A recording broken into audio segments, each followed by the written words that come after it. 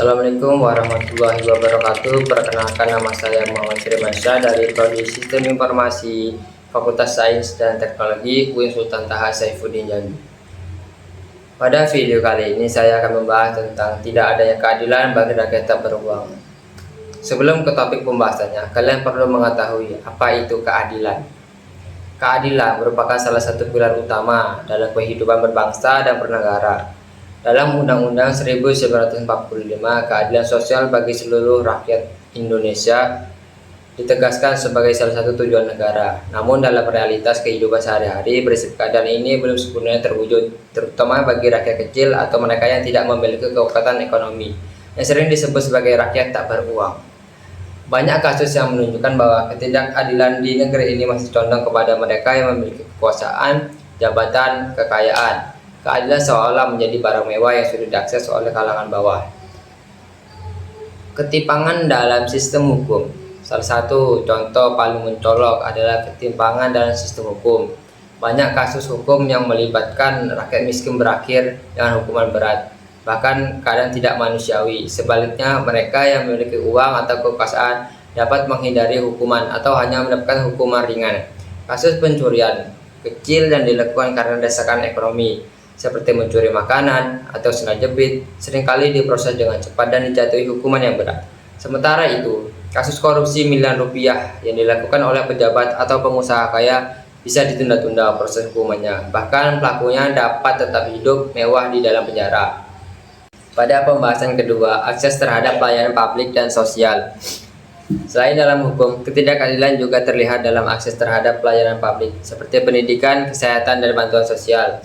Rakyat yang tidak punya uang seringkali tidak bisa mendapatkan pendidikan yang layak karena terbatasnya fasilitas di daerah miskin, mahalnya biaya pendidikan, atau kurangnya akses terhadap teknologi dan informasi.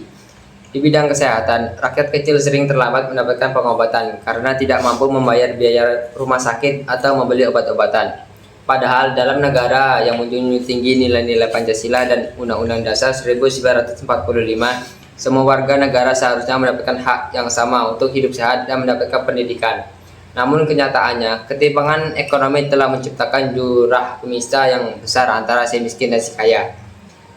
Ketika bantuan sosial pun sering disalahgunakan atau tidak tepat sasaran, rakyat miskin kembali menjadi korban dari sistem yang tidak berpihak kepada mereka. Pada pembahasan yang ketiga adalah korupsi dan nepotisme. Korupsi dan nepotisme adalah dua penyakit kronis yang memperparah ketidakadilan ini. Para pejabat seharusnya menjadi pelayan rakyat, justru memperkaya diri sendiri dan kelompoknya. Dana bantuan, proyek pembangunan, hingga anggaran pendidikan dan kesehatan kerap disalahgunakan. Akibatnya, program-program yang seharusnya membantu rakyat miskin tidak berjalan dengan baik. Keadilan yang seharusnya hadir melalui pemerataan, pembangunan, dan bantuan justru hilang karena ulah para pejabat yang rakus dan tidak memiliki empati. Yang terakhir adalah diskriminasi sosial dan ekonomi. Rakyat yang tidak memiliki uang juga sering diperlakukan berbeda dalam kehidupan sosial. Mereka dianggap rendah, kurang dihargai pendapatnya, dan bahkan sering diperlakukan tidak adil dalam dunia kerja. Peluang kerja yang layak lebih mudah didapat oleh mereka yang memiliki koneksi dan latar belakang ekonomi yang baik. Sementara rakyat kecil sering terpaksa bekerja dengan upah rendah dan tanpa perlindungan hukum yang memadai. Itulah tadi pembahasan dari saya. Apabila ada kekurangan saya mohon maaf. Saya akhiri. Wassalamualaikum warahmatullahi wabarakatuh.